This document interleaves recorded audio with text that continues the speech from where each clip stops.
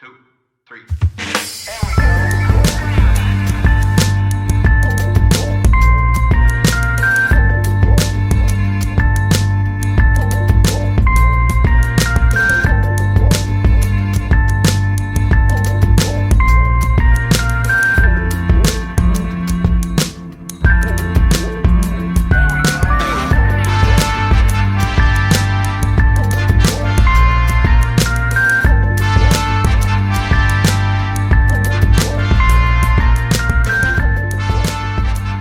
What's up, ladies and gentlemen? It's the one and only James Williams Dog Waters, and I'm back with another phenomenal interview with you guys. As you already know, um, when it comes to dealing with eyewitnesses and actually getting real life encounters, that's what we specialize in. Irregardless of what the naysayers say, you'll go to Reddit and somebody be like, "Oh, he makes up all of his stories," and I'd be like, "Yo, kiss my butt, bro." And I'm saying we've had people live on air tell their stories. We're the only people who have a call-in talk show in the paranormal field on YouTube, and we've been doing it for years. So, with that being said, we're following in that same vein, and we have Sabila, I got it right, Irvin on with us this evening from Sketching Encounters, as that's her YouTube channel. And listen, what she does is she talks to eyewitnesses, and then she sketches a description of what they've seen, which I think is awesome. Which means she's very familiar with looking at monsters because she's sketching them all the time, and she knows what eyewitnesses are encountering. With that being said, Sabila, how are you today? I'm fantastic. Thank you. And thank you for having me on your show. I've been such a huge fan for such a long time. Well, welcome to the show, and Thank you. kick back, put your feet up, relax. We're gonna have some fun, and we're gonna have some conversation. So let's start here. When it comes to being interested in the whole field of cryptids and paranormal, there's a couple of ways people come into this. They come into it sometimes as a kid where they have some kind of encounter, or maybe they just were a weird kid that watched a whole bunch of horror movies and TV shows. And then there's people who, as adults, they find this topic, they find an interest in it, and they move from being a fan to being somebody who's actually in the stands to being somebody in the arena. Which Mhm. one are you? Are you a combination of both? How did you get involved in this whole debacle of the cryptids and paranormal world? I kind of grew up in a house that had some freaky things going on, some paranormal stuff. So my introduction was, like really early on. I just kind of had an understanding that there was more going on to this framework we live in than than just the 3D stuff. So, and as a child, I was always fascinated with the mysterious. The books in the library and the shows about mysterious creatures. And, I remember when I first saw the Patterson footage as a kid, I immediately felt that that was a real creature and was fascinated. And so just my interest began like really early on with just an understanding that there's more going on. And I started doing Bigfoot research, actually stumbled across the BFRO way back when, like in the late 90s, and I started reading all the reports in Texas. And then once I got through with that, I started just reading, all over the United States and noticed these incredible patterns of, Sasquatch sightings. And, the behaviors were the same and what people were witnessing was the same, even though these people weren't talking to each other. And that fascinated me. And then they started doing expeditions, I think in 2005. And I just told everyone, hey, if they ever come to Texas, I'm going. So they did come to Texas in 2008 in North Texas. And I couldn't get anybody to go with me because everybody was chicken or they were too busy. And so I went by myself and I had like a blast. We had 6 or 12 inches of snow. We had some freakish storm come in but we had, from the time my boots hit the ground, I was sold. I was like, this is what I'm supposed to do. And I came back from that expedition like a totally different person. And I just I became a member, and then I started working with witnesses. And very quickly on, I noticed that it would take a report, and you would get on the phone with a witness, and I'm kind of an empath. When someone starts telling me their story, I feel like so intensely like what they're feeling. and my heart just started breaking for some of these people. And as I know you've discovered too, these people need someone to talk to, and they need someone, not just someone to talk to, but someone who's going to listen to them with an open mind and who's going to believe them and give them, some respect and just be there for them. And, I remember maybe taking, after a year, I just finally turned to someone and I said, who's an advocate for these people? Like, who is helping these people? Because a lot of people, they just want the story, and they kind of toss the person aside after they're done getting the information, and that just bothered the heck out of me. So, there's people I was started working with in 2008 that I'm still in contact with. We're Facebook friends, and we, chat every once in a while. And then some of the witnesses that I, work with, it's been like years. Like the last YouTube video I did, I've been working with that man for 2 years. And he wasn't, when I first started working with him, he wasn't interested. And it wasn't about going online and telling his story. He just wanted to he was interested in getting what he saw sketched. But, as our relationship kind of bloomed, then he started working with a man who put his story in a book. And then one day he just said to me, I think I'm ready to tell, my story to the world. And I was, really grateful that he chose me to do that with. Um, so I'm just one of those people who wants to be an advocate for witnesses, because they, as you know, some of these people, they've been carrying this story around for 30 or 40 years, and you might be the second person they ever, tried to, told it to. And the first person they, told them to either made fun of them or told them they were crazy, or, what were you smoking or something like that. So that's where my Yes, heart is. Yeah. It that's just breaks your exactly heart. what happens to those people. Yeah. It's kind of crazy that it's two things that the witnesses encounter. Now, the first thing is fear. So they have this. Most of them initially, well, not most of them. I would say probably about 60% of them. That's majority of them have this fear from their encounter that they have, and then there's this residual fear of seeing it again, and then it's a triple version of fear of actually talking to someone about what they saw, Hmm. because they're always concerned that they're going to be made fun of. Um, and when I started doing it, and just when I made the decision that I was going to do 100% real stories, I don't care if it takes, months to come out with something that's real. I realized quickly that it's not one conversation, it's 10, 15 conversations. And then that's just to get through what the encounter was. And then there's the residual conversations where a person will call you a year later and just be like, "Hey, I was just checking on you. How you doing?" Or 6 months later, "I want to know how you're doing." And I found that all the information, like the real deal bulk of information, came from those ancillary conversations after they Hmm. shared the encounter with me. And that was the most amazing thing to me, because now you move from them being just an eyewitness to them kind of being in a circle of eyewitnesses.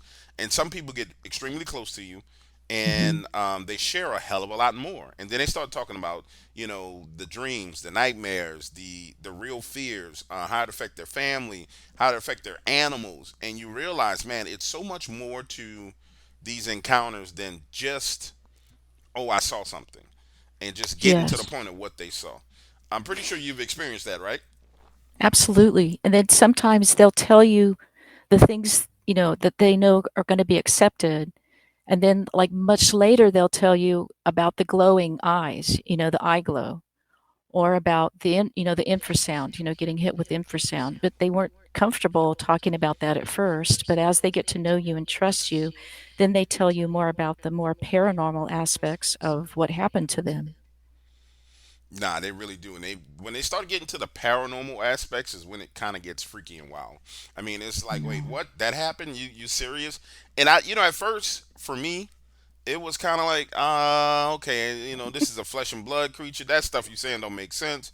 And then I decided to start like tracking the conversations, like physically saying, all right, let me open a spreadsheet, and then let me type in this. Okay, so you saw this, this happened in your house. And when I started looking back at the data, I was like, no, this is insane. Not only are they encountering things in the woods, but they're encountering things at their house. And it's Hmm. like digging into the data shows you so much more than just hearing in an encounter. Hearing an encounter is great, hearing what happened. Yeah. It's very entertaining. But on the back end, man, it's pure and utter savagery. All right, so let's go Yeah. here. I'm looking at your artwork, and you're a phenomenal artist. First of all, by the way, that's some dope artwork. I mean, it's Oh, thank amazing. you. Thank Um, you. And you know what? I couldn't be, none of it could be done. I mean, none of what you're seeing in the witness sketches is my imagination. All of that you're seeing is witness driven. So that's literally what people are seeing out there. And that's so important to me that people really understand that this is not from Sibylla's imagination. This is literally out there in the world, and people are encountering these things, and that's what it looked like. It's finally out of the witness's head, and they can hold that image up and say, "See, this is what I saw. This is why I don't fish anymore, or this is why I don't hunt anymore." And then it helps other people understand too. Oh, well, good Lord, if that's what you saw, no wonder you won't go, back in the woods. I don't blame you. I wouldn't either if I saw that. So, yeah, and it's amazing how it affects their livelihood, it affects their oh income, it my affects their gosh. family. It's one of those things to where you try and explain it to. I try to capture it in the stories the best I can, but Yeah. there's no way to fully capture the the true set of outcomes from having an encounter because there's so many Right. these little minute things that happen to a person and changes in their personality. I've known people who become alcoholics because of it, and then Hmm. alcoholism destroys their family, and then Yes. in their relationship, and then their kids. And you talk to them like 3 years later, well, man, my son is having trouble in college because now my son's an alcoholic. But it traces back to that encounter that they had and how they dealt with what they saw. So it's just Yes. insane. All right, Well, and go it's ahead. amazing too how some people handle it so well, and then other people really struggle and struggle. And I wonder what that is. Like, what is it in the fabric of their character that I kind of think I know. I think because of some of the stuff that happened to me when I was a kid and growing up, I think we kind of get fractured. There's a part of us that deals with the daily life, and then there's the part of us that knows that this other stuff is happening, but you kind of compartmentalize it so you don't have to, you're not so focused on it, and so you can get on with your life. And I think some of us are better at doing that because of stuff that happened. So we learned how to do it. We learned how to deal with stuff emotionally. I mean, I realized by the time I was 6 years old, I was on my own emotionally. So I think that grew something in me that, allowed me to do some of the things that I've done and witness because I've witnessed some really paranormal stuff being out on the field, doing investigations. And I actually lived for 5 years on an active Sasquatch habituation site, and there was a ton of paranormal stuff that went along with this stuff. I kind of was like you. I thought this was a flesh and blood, and when I started with the BFRO in 2008, their party line was pretty much this was like some relative, a Gigantopithecus or something. But then the more the paranormal stuff starts happening, you see the self-illuminating eyes, and you get hit with infrasound, which has happened to me multiple times. You quickly learn, there's a whole lot more to this, a whole lot more to whatever these creatures are, not just the Sasquatch, but the Dogman and all the other stuff. Yeah, and I never understood this. Um, when it came to the BFRO, I know when I first Yeah, got started and I started touching on Bigfoot, I started getting contacted from people from BFRO, and if it was the first initial interest was okay, let us talk to some of your witnesses, and I was like, I don't know about all that. I don't really know you folks. And then there were people who were like, well, why don't you become one of our investigators? And like, I don't go in the field looking for stuff because I know it's out there, and I ain't messing around in the woods, and I don't do that.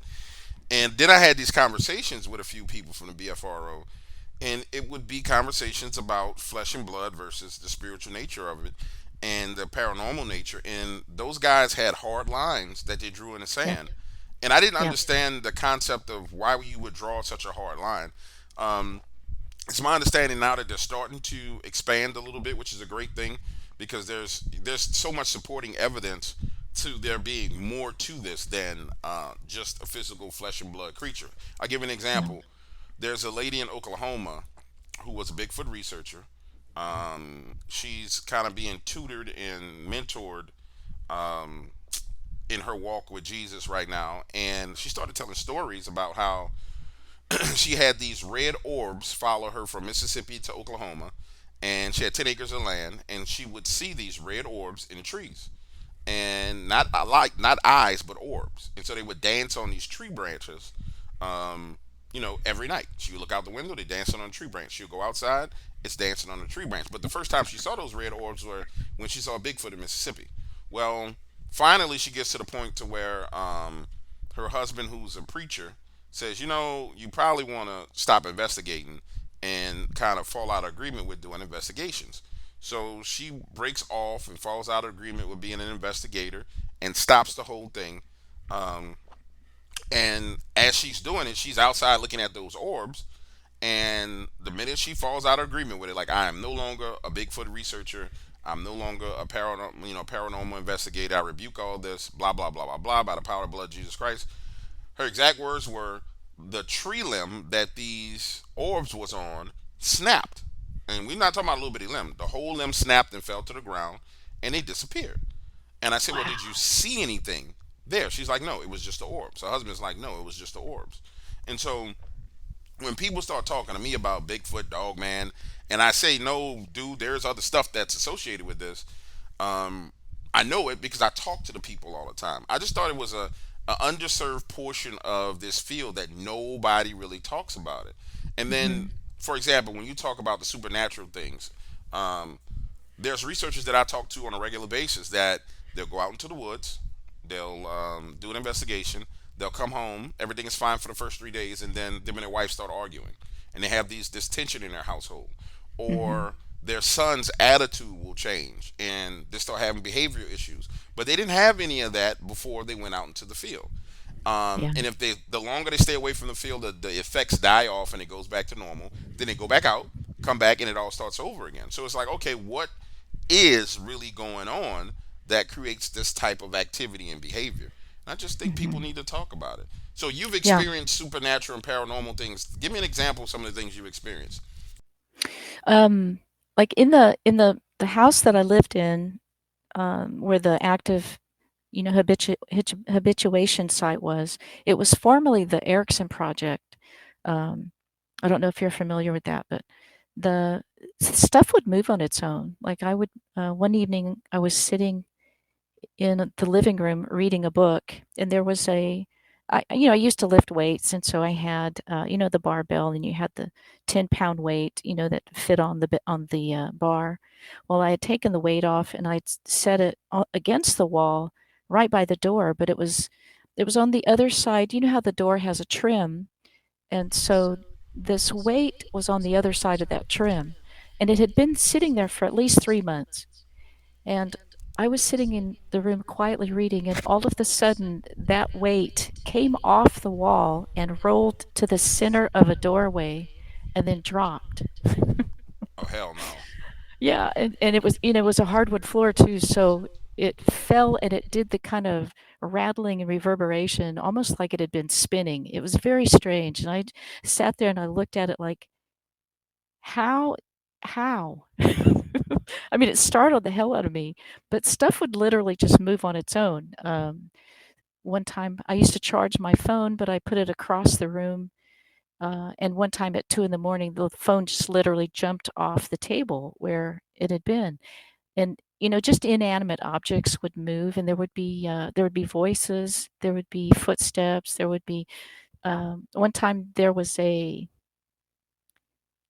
imprint of a foot, like a big foot, like a really large foot, in the carpet, in the kitchen. I had a carpet carpet square there because the house part of the house had been added on much later, so it wasn't quite level. There was about a half-inch raise, and so people were stubbing their toe there. So I put a little carpet square.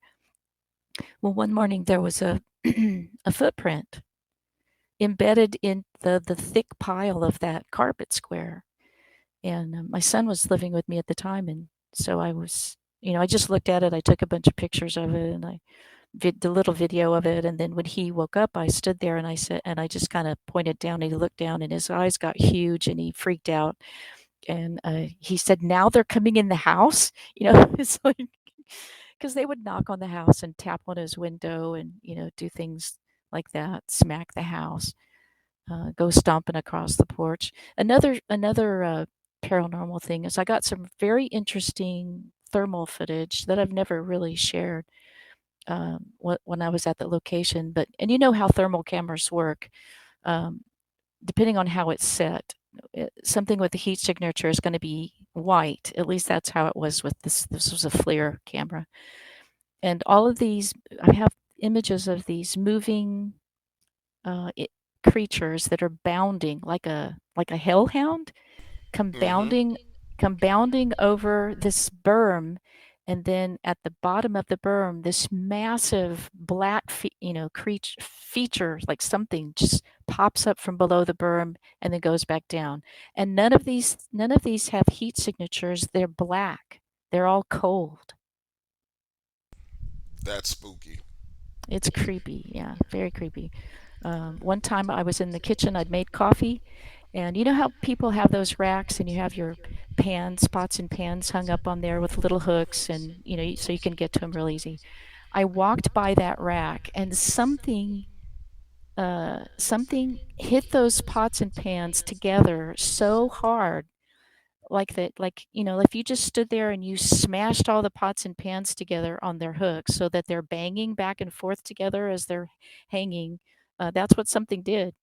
I mean, something hit those pots and pans with a tremendous amount of force, and then they just kept uh, swinging. Like I stood there watching them swing, and then finally I just stuck my hands up there. Like they didn't stop. I had to stop them from swinging. Like there was no gravity in that area. It was so bizarre.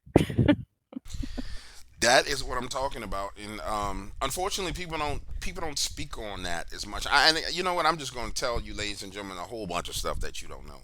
So here's another thing that eyewitnesses have reported, and this is how I know that. I'll take my time and explain this to you guys. This is how you know that there are spirits involved with going into the woods with these Bigfoots. I'm not saying that the Bigfoots themselves are spirits, but there's spirits attached to them. So here in Louisiana, where I'm from, born and raised in New Orleans, and when you see people who do voodoo, and magic work, if you look it up, anytime there's a ritual, you'll see women with their heads wrapped with white linen, right? And so they have these white linen head wraps on their head because anytime you interact with the spirit realm, it starts to gray your hair, right? So if somebody sees me, you'll notice that I have a fully gray goatee, right? Um, when you interact with the spirit realm in any way, shape, or form, I mean, from the positive side or the negative side, you start to gray. Well, there's eyewitnesses that I've talked to who've had Dogman encounters and Bigfoot encounters over a 5 year course. They start to gray extremely fast. We're talking about you're 38 years old and your hair is graying. You're 42 years old and your hair is graying. When you look at the other 42 or 38-year-old person, their hair is normal. That's because there's spirits involved in these things and you interact with those spirits. Now, naturally, there's human stress that's involved that causes you to gray.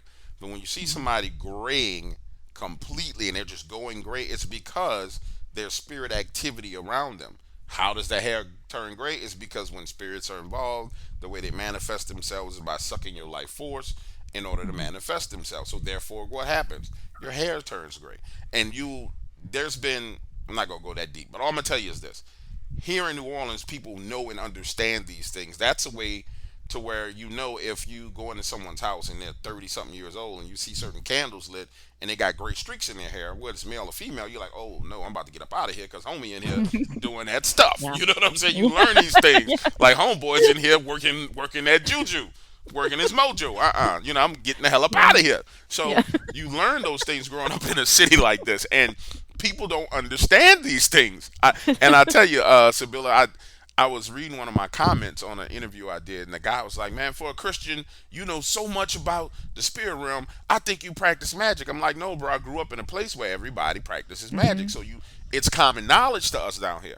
Stuff that Right. most people think is like, oh my God, that's high level knowledge. No, that's common knowledge in New Orleans because Wow. it's practiced in households. It's not like Yeah. somebody goes to a certain place. No, this is stuff that people practice in their households.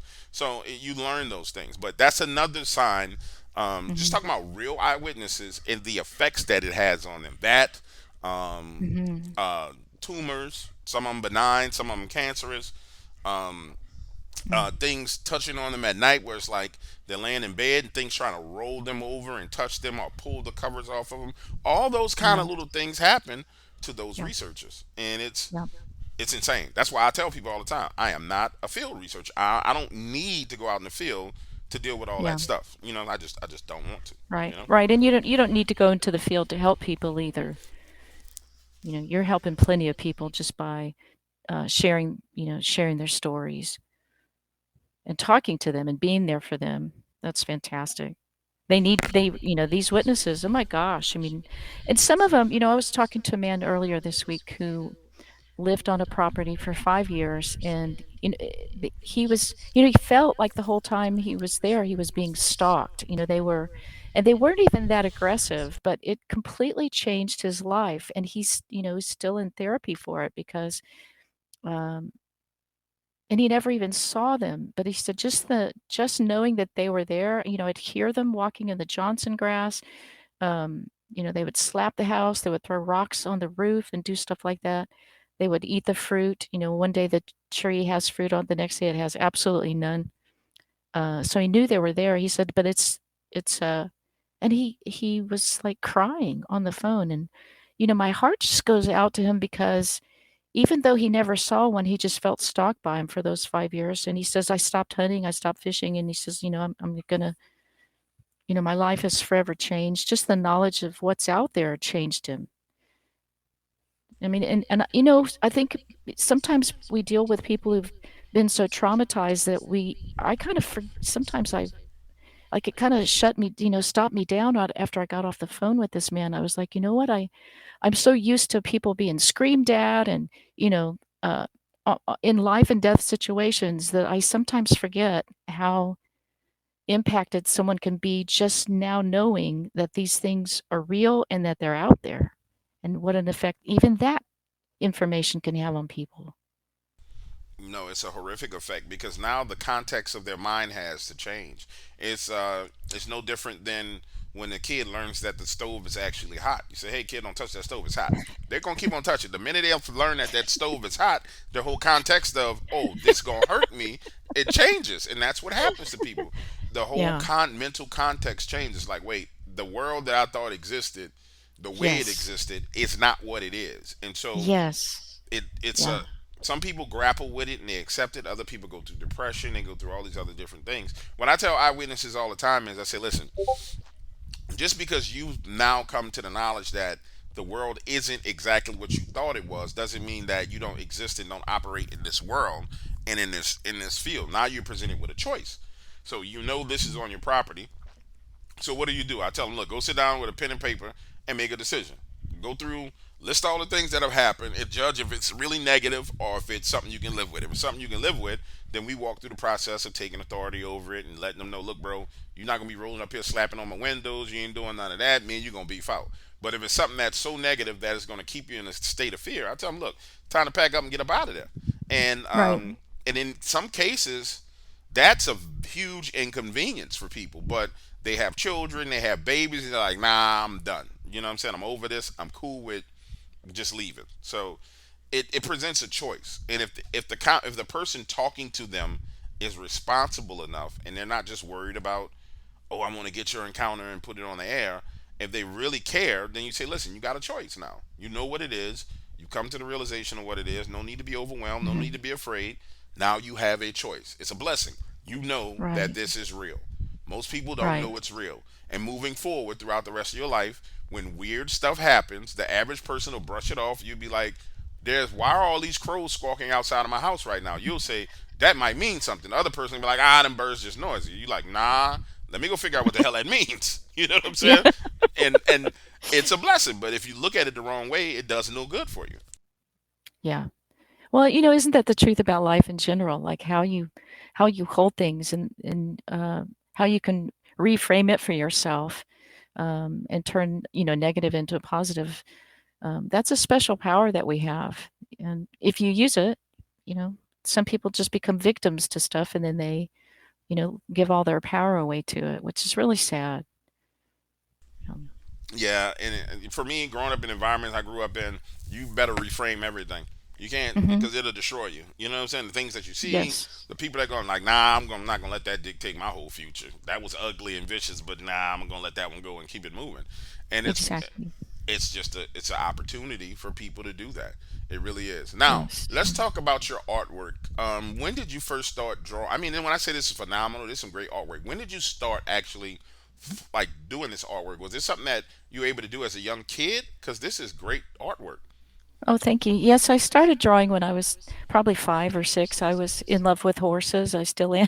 And so I think I just started drawing all the illustrations out of my favorite children's books. And so I taught myself how to see and how to draw. And then I started painting when I was in college, and just have always loved to do artwork. And then whenever I became a member of the BFRO, then one of the investigators had a woman contact him, and she had found an image on the web that was sort of like what she had seen. And so he sent it to me, and he says, "Hey, can you make these changes for her?" And I said, "Sure." He knew I was an artist, and so that's really kind of what got the ball rolling. And I thought, well, and it made a difference for her having that image. And I thought, well, gosh, I wonder if other people would also want me to make sketches for them. So that's how I got started. It just, working with witnesses. And it's such a beautiful marriage of of art and what I love to do, and making a contribution to people, because there's something in the process that I think helps people, when they've been traumatized, because I ask, like, when I get them on the phone, they tell me their whole story, and then I start asking them. I tell them, give me at least an hour and a half of your time, because I'm going to be asking you a billion questions, because I have to create the image in my mind of what they've seen. And so I just, I've learned over time how to ask the right questions so that I can get the right proportions. Because most people will say at least with a Sasquatch, that their eyes are huge, like Coke bottle size. And so then I've got to figure out the space in between, and, if they were deep set, and whether it had a really thick brow ridge. And so, there's a whole lot of dimensions and proportions, and so then I just set about asking all those questions. And then once they've answered all those questions, and that takes a long time to go through all of that, because when we start at the face, because it's the eyes and the face are most important part. And then once I get the face down, then we start working on, like, I do the body sketch, I mean the facial sketch first. And then once I nail that down, then we get the body sketch. And how it works is I just draw them like initial sketch, the first iteration, and then I send it to them, and then they look at it, and I tell them, and don't be concerned if the first one isn't right, because that's kind of always a shot in the dark with the first one anyway. And then they tell me what to fix. They tell me what I got right and what I need to fix. And then I go back and redraw whatever they tell me to fix, and then I send it to them. So literally, we are just pinging this image back and forth until they tell me it's perfect. And I'm real persnickety about I want it to be perfect. I want it to be as exact as it can be, to what they saw. And I tell them, and it's true for me. I don't care if it takes months. I really want to get it accurate, because these things don't want to be photographed. And most people don't have time to do that anyway. These things happen, and sometimes they're in a life and death situation within seconds of seeing one of these things. I get so tired. I know you do too, of people saying, "Well, where's the photograph?" And you know, people aren't thinking about photographs when they're in the presence of something that's not supposed to exist. Don't get me Um, started on that. Don't do I know. not get me started. I don't get me started because I'm so over people with the photograph is blurry. Now shut the hell up and go on about your business. And here you go. You want this is where this man saw this. I will buy you the camera. I will buy your ticket. Go get us a photo. And they just go quiet. Like no no no no. Here you go. I'll buy the ticket. Go ahead over there. Email me your information. I have not had one person email me. I had people who went to locations on their own. I'm gonna go. They'll go and they'll call me from. I'm Yeah. about to go in this location. I'll be like, hey, I'm gonna tell you what. This is what I want you to do. So I know you're not dead. Call me as soon as you get back to your vehicle, and give me your wife's number and give me your contact information because you're going to where it's real. And I Right. tell you, the people who've done that, they all come back out and they like, yo, James, I'm sorry. Like for real, I thought you was Yeah. lying. You telling the truth. Yeah. I'm like, I told you. Why you go? I shouldn't have never did it. I'm sorry. I'm Yeah. gonna start playing those voicemails of people just apologizing. And I'm telling you, Sibylla, you should hear it. You'd be like, "Oh my God, bro, I want to apologize to you. I'm so sorry. I can't believe it. I saw that. And it's hilarious. I let my son hear one time, and he was like, "Yo, pops." He was like, "That's funny."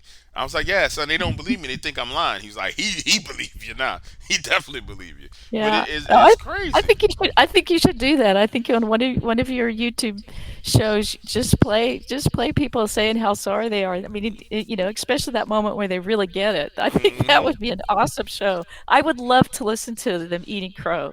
Yeah, because That'd be great. it's like, man, why do you even do it to yourself? And there's this. I tell people all the time. There's two types of witnesses. There's a person who accidentally saw something, excuse me, and they don't want everyone want to see it again. Then there's Right. a person who wants to see these things, and so they put themselves in that dangerous situation. I tell them all the time, how about before you go, let you talk to this guy, and just talk to him, and then see. Nah, I want to go. Screw it, bro. Go on about your business here, because it's to me it makes no sense to do that to yourself, to Yeah. traumatize yourself. And when I related it to him like this, I said, would you come down to New Orleans and go to the worst neighborhood where they're selling crack on a corner, they got prostitution, they got people having shootouts? Would you go there? Hell no, I wouldn't go there. Why are you gonna go to the woods where it's the spiritual equivalent of it, and on top of that, it's monsters out there? That makes no sense. Yeah. You wouldn't do it. Yeah. You want so why would you do it? But they do it, Yeah. and I say more power to you. I'm over that. I'm Yeah. over that.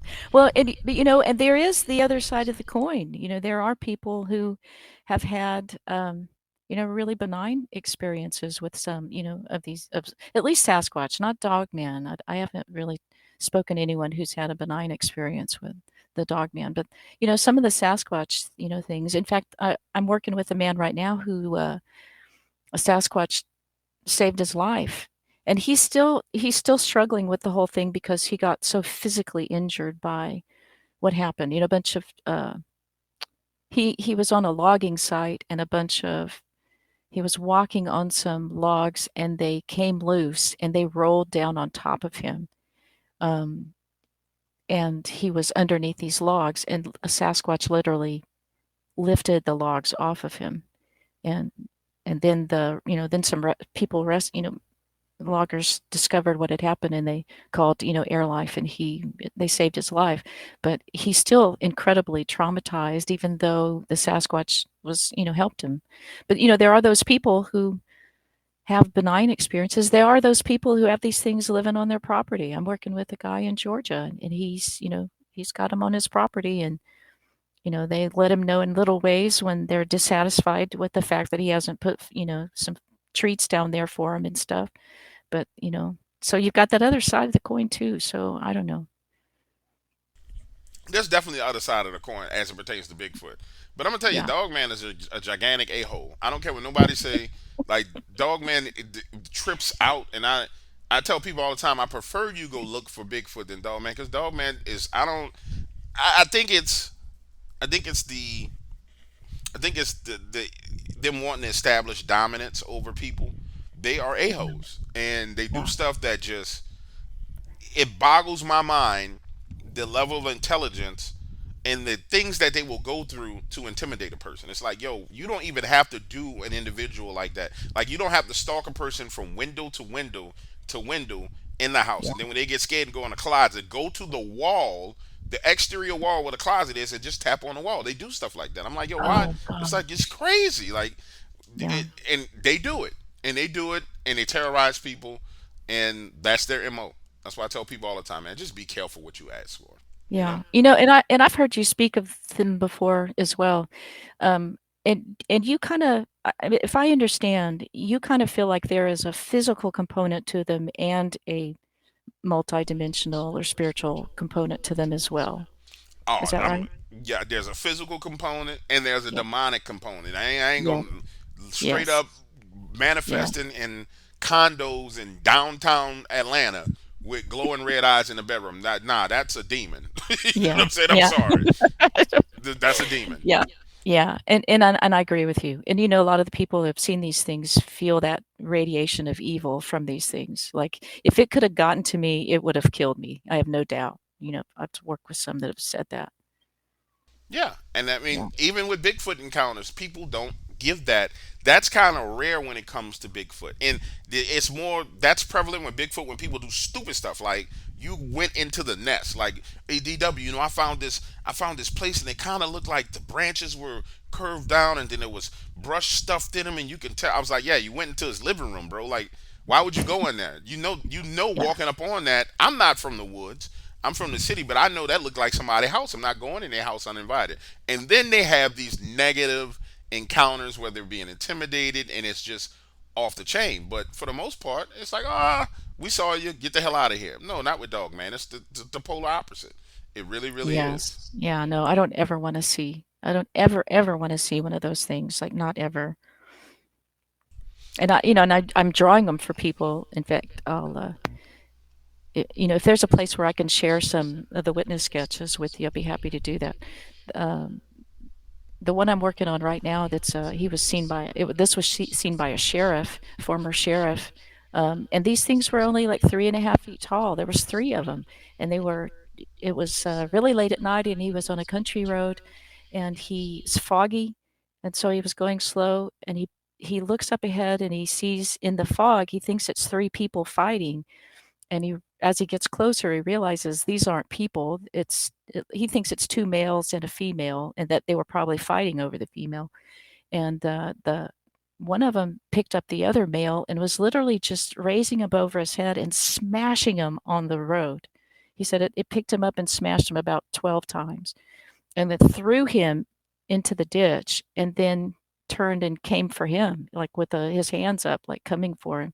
And so he had stepped, he had opened the car, his police unit door, and he was standing right there. And as soon as that thing, of course, started towards him, he, shut the door and got the heck out of there. But I mean, have you heard of anybody seeing these things like?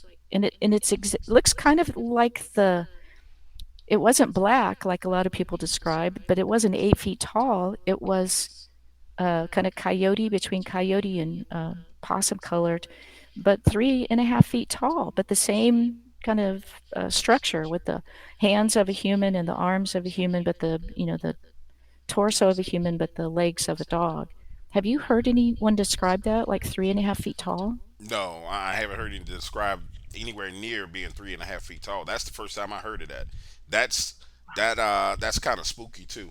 I could only imagine being that police officer for a moment, like pulling up, seeing Mm. that, spazzing out, like, okay, I'm hallucinating. Yeah. It's foggy out here, and then come to the realization that that's real. Nah, I pass on that one. I'm passing. That's a hard pass. That's a rough one right there. That really, Yeah. really is. And he turned around and he got out of there, and then he stopped him like, "What am I doing?" And he turned around and he went back, but they were gone by that time. You know, Crazy.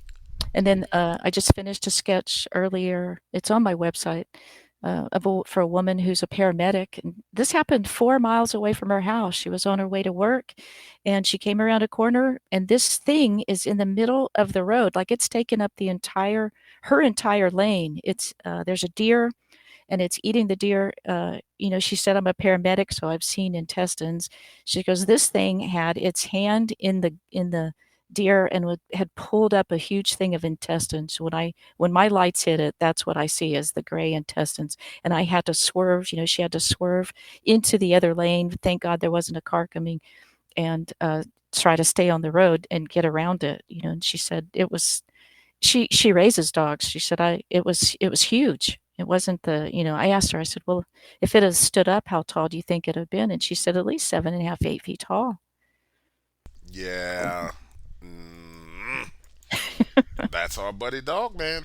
Um, this And young now lady, she knows and now she knows it's right there 4 feet, I mean 4 miles from her home. Ugh. and she hasn't had any problems at the house though, right? It hasn't followed her home or did anything crazy, right? Well, I just got a call a few days ago that she had just moved her horses onto that property, and All of a sudden, the dogs went crazy, and one of the horses jumped out of the fence and was running down the highway. So, Yep. yeah. So About right. now, yeah, yes, it's horrible. Yeah, that's about right. There was a guy in Louisiana. He had property and they had horses, and there was a lot of dog man activity there. And the horses was running through the barbed wire fences, like literally running, having barbed wire wrapped around their legs and around their necks. All of them running away with barbed wire wrapped Oh, on them because that's how oh, afraid they that's were. terrible. Yeah. So that, and that's how you know it's dog man. I mean, the effects that it has on animals, the effects that it has on humans, dogs. Though the effects on dogs are kind of shaky because I don't understand how they interact completely. I'm trying to figure it out because there's some dogs that absolutely have no problem being around them, and then there's other Wow. dogs that's like they don't like that breed of dog, and they're like, nah, we gonna kill you, and we gonna get rid of you. Like pit bulls, they don't like pit bulls, but German shepherds, they love German shepherds. I don't understand that. Like they will Oh, leave a wow. German shepherd alone. The German shepherd will run through the woods with him. Let it be a pit bull. They gonna rip his guts out and throw him against a tree. So No kidding. Well, yes, isn't it funny though? Like a lot of the witnesses describe the ears and the head as looking a lot like a German Shepherd.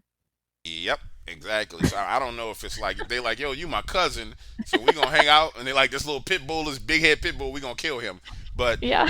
it's amazing when you really chunk down into the fine details of it. These little bitty small nuances that people don't really talk about, um, Yeah. 'cause they don't take the time to dig into it. But Yeah. I know of probably about 22 pit bulls.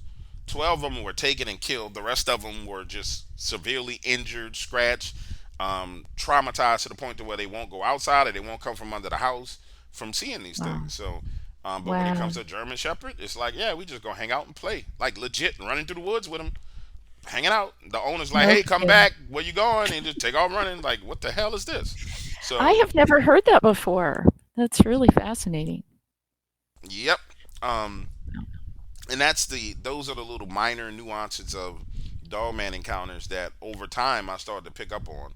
Um, and I just want, at the end of the day, I want the witnesses to have an understanding, that not only the witnesses but the audience to have a greater understanding of what it is that they're facing, the potential threats of it, Yeah.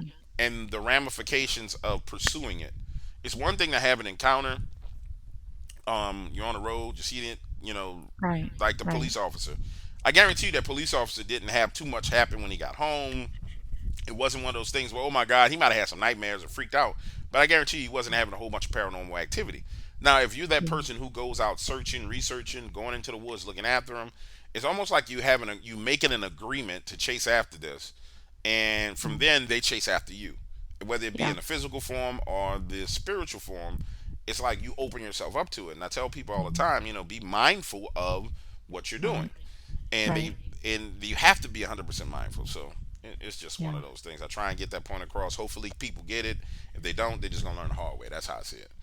Yeah. And at least learn how to protect yourself. If you do end up having something follow you home, learn how to protect yourself from that. Yeah, that's 100% the key to it. Yeah. How does your family feel about what you do? uh, I have some brothers. My two older brothers. They don't. We don't talk about it like at all, like zero. And then my younger brother, him and I can talk about it because he's interested in Sasquatch encounters.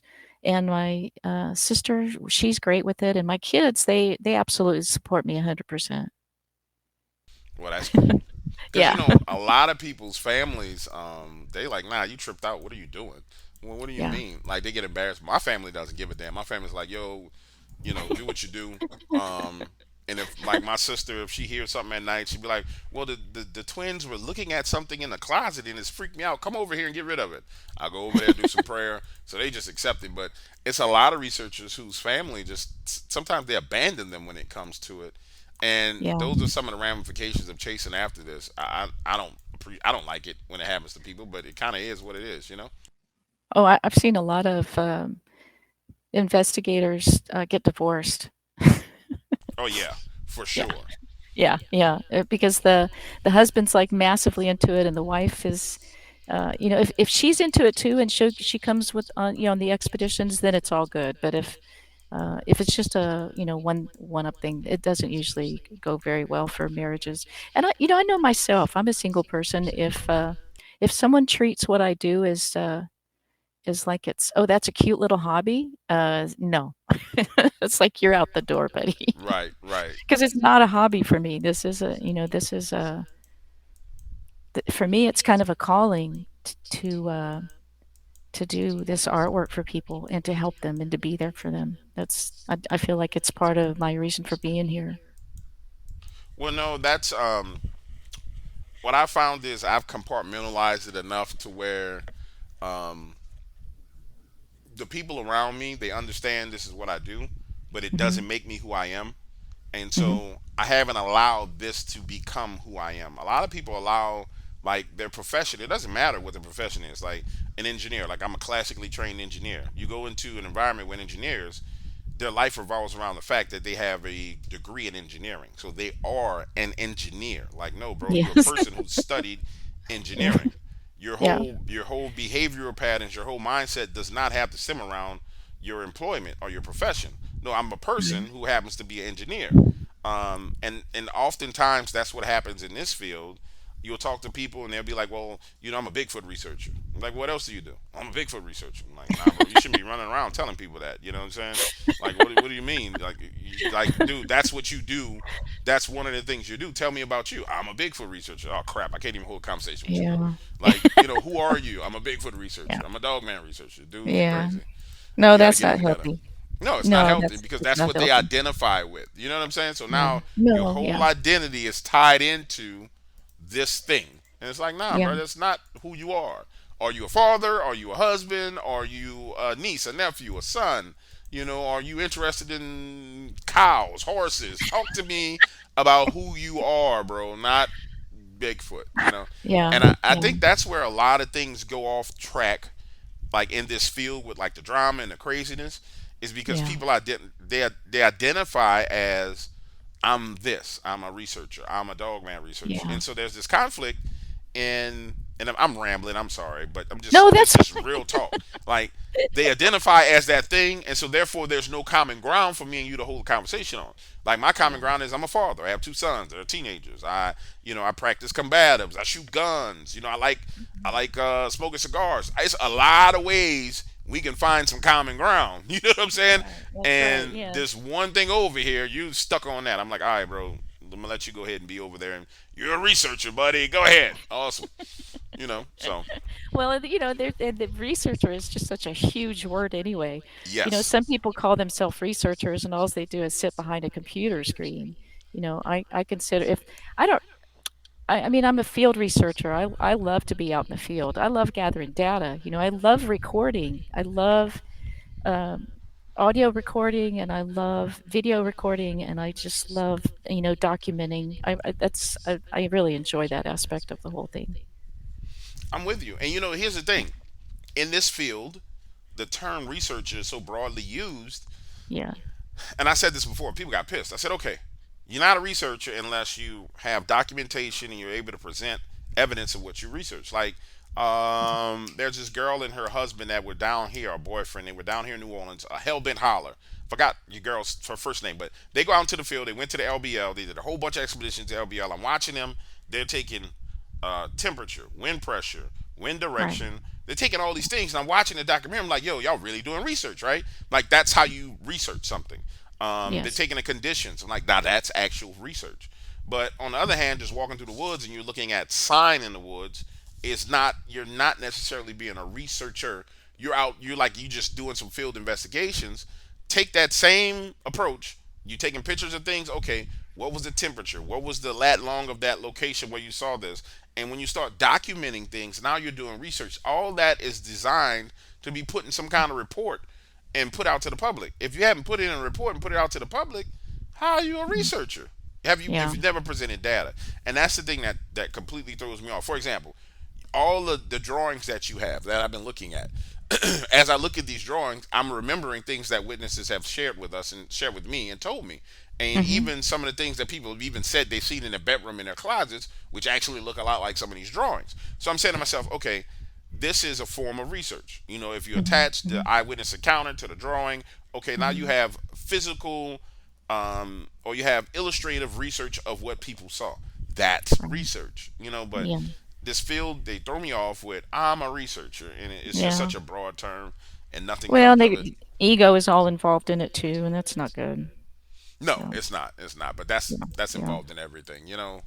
It is what it Yeah. is. That's That true. Well, and that one of my goals is to create a catalog, of images, of catalog of the faces, because every single Sasquatch face is different.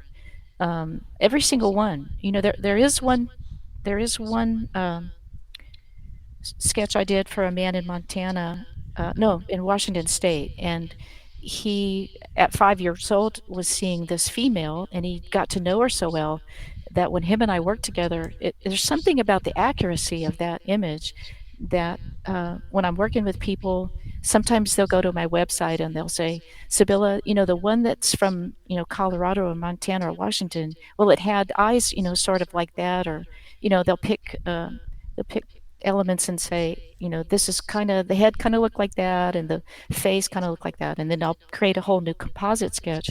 But there's one up there from Washington State that witnesses have picked like 13 or 14 times now, maybe even more than that, as like their base sketch. Like there's just something about that one that that has some kind of accuracy to it that people are like, this is very close to what I saw, but the hair was longer, or the eyes are a little wider apart, or something. But most of them look really, really different. Like I don't think I've ever done two that looked exactly the same. Kind of like our faces. It's amazing.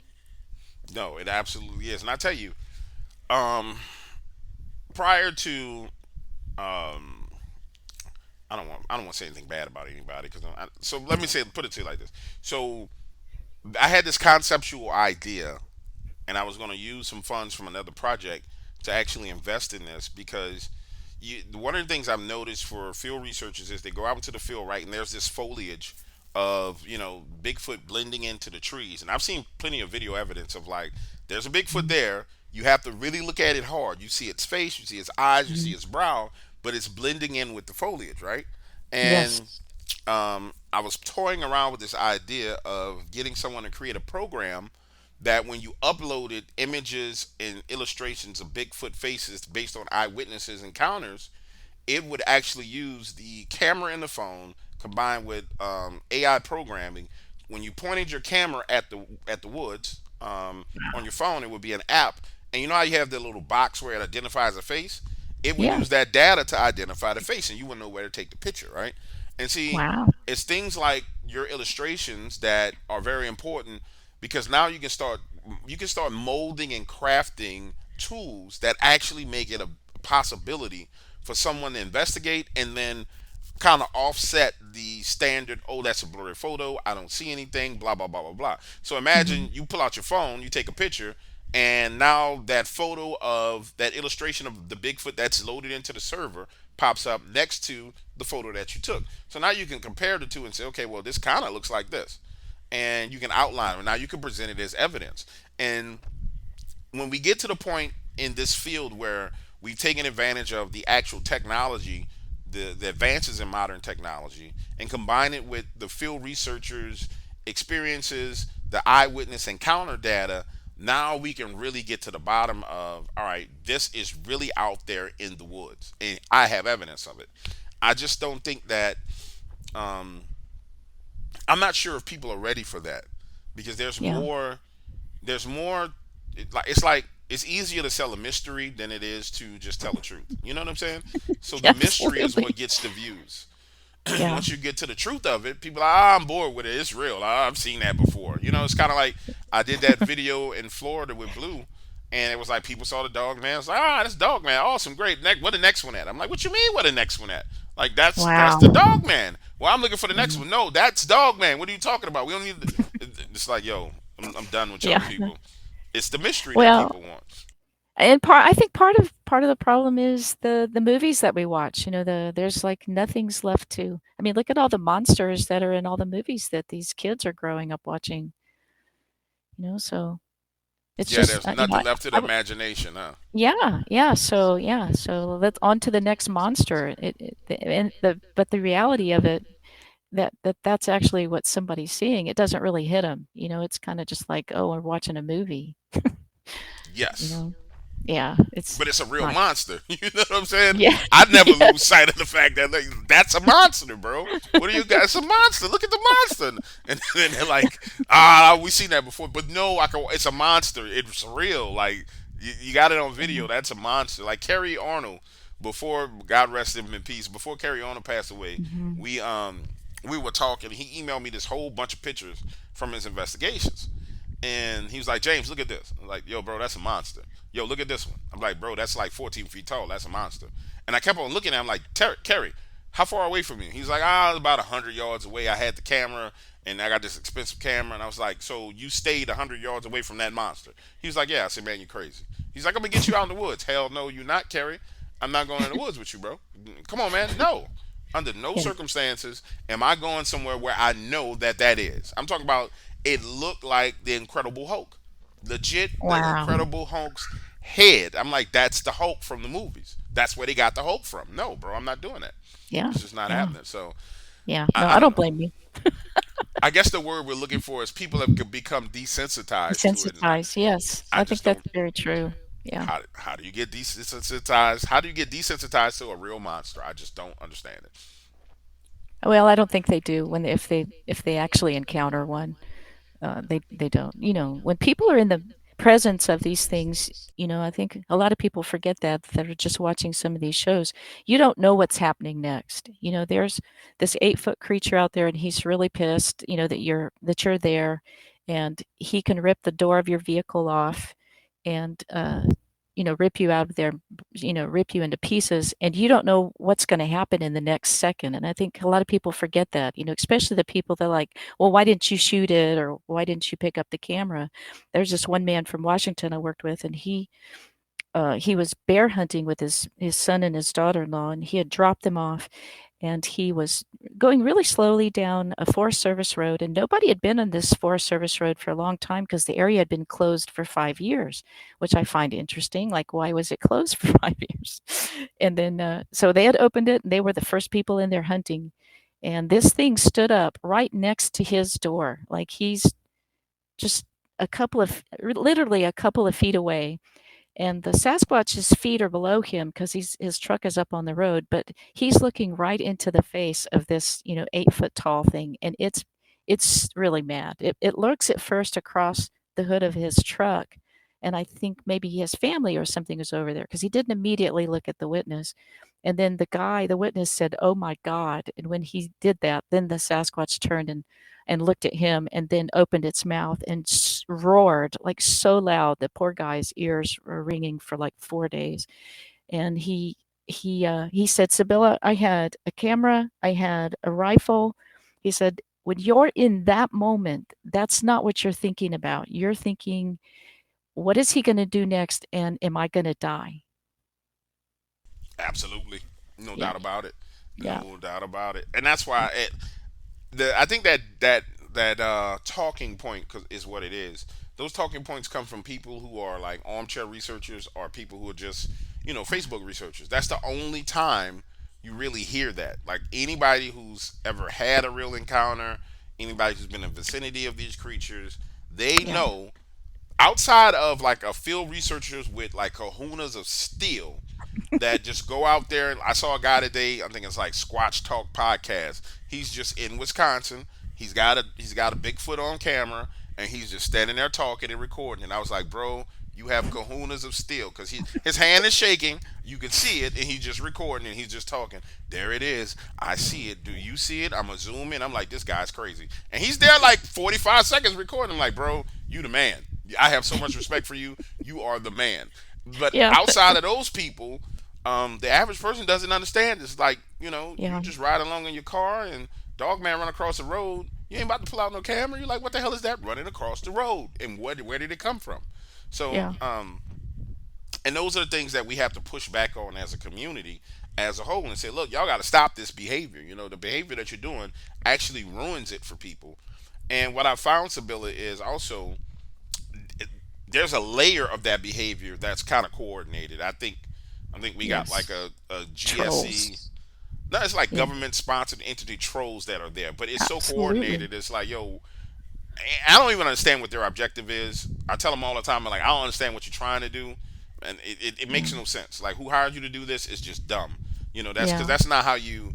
To me, that's not how you discredit a topic. You know what I'm saying? But Yeah. nonetheless, it's like they Uh, they run the same talking points. Oh, it's a blurry creature. It's this. It's that. I'm like, how can everybody have the same talking point? I don't get it. well, I think it's just part of the whole, disinformation thing. When you make fun of someone or belittle someone, then they're less likely to tell about what happened to them. And, you and I know it's like and like myself, I know what I've seen. I don't care whether people believe me or not. Like, I really don't. I don't care. And I don't feel like I need to prove Sasquatch exists or Dogman or any of these things exist because I trust the people who have seen him and I trust the witnesses that I'm working with. I mean, you can tell how profoundly they have been affected by what they've seen. Nobody, it's that good of an actor or actress, compared to what you've seen and the people I've worked with. I don't have to see a dog man personally to know that they exist. Yeah, but you just get where you don't care what other people think. The CIA was doing that with UFOs. They were making fun of and the government trying to shut people up. Sad. Yes, and I'm pretty sure there's that activity in it was. I'm pretty sure the activity's now in the Dogman arena. I'm pretty positive it's in the Dogman arena at this point in time because you Yeah, see it all over the place. I just don't understand it. I guess that's you're gonna make fun of people and that's gonna change the narrative. I don't know. It's just there's other ways to change narratives and I just don't understand it. And I prefer for them to spend the money with me as opposed to spending that kind of money on trolls that just don't work. Give me the $500 million you spending on that foolishness because that's just crazy. And I say it yeah, all the time. Like, just give me the money because you wasting money. That's government waste you guys are doing because it's not working. I don't even yeah, understand it. It'd be yeah, better just to put the truth out there and real evidence out there, and then people are they're gonna either get desensitized to it by completely being out there, and it's just gonna take. It's like pulling the wind out of the sails. Oh well, that's real. What's next? Um, yeah. I don't Well, understand it. and doesn't it seem like that there's more, either people are feeling more comfortable to come forward and talk about these things, or just more, or are more people actually seeing these? Like, are there more sightings, or do you think it's like a combination of both? I think it's three things. I think the topic has become so popular that the monetization is kicked into where as people talk about a topic and other people realize that they can actually make money from talking about it, you have more people going to the field, which adds kind of more fake encounters to it, and it's kind of harder Right. to blend. Then there's in certain areas cyclically yearly as it pertains to Dogman, there's encounters over and over every year because they're moving in their migration pattern. So it's going to be consistently those encounters in those areas. And then the third thing is where our little friends come in with their initiatives where they literally inject people into conversations and have those people tell stories and those people come in, they literally inject into the conversations, and you see it when you listen to the encounters. Like there's a lot of I listen to everything because I'm always looking for people to promote. So I listen to a whole bunch of stuff. Like I'll lay in the bed at night, listen to an encounter, listen to a podcast, and you can always tell when it's something that's kind of fabricated Hmm. because they start repeating these hardcore fundamental, what they believe are fundamental concepts and ideas about Dogman. But what they Really? do is they put a spin on it, and it'll be, for example, there was a time period where there was this conversation about the limbs popping as it moved up and down, right? Yes, um yes. I forgot the young lady's name who did that. She came out from a story. It all started, she had a story on Vic Cundam show where she was climbing uphill and trying to get to her parents' house, and she heard the popping and the snapping, and I talked to her before. She's a cool lady. Well, Hmm. that kind of moved, and I'm not saying she's this person, to be clear with everybody, because they'll be like, oh, you attacked her. I'm not saying this about her.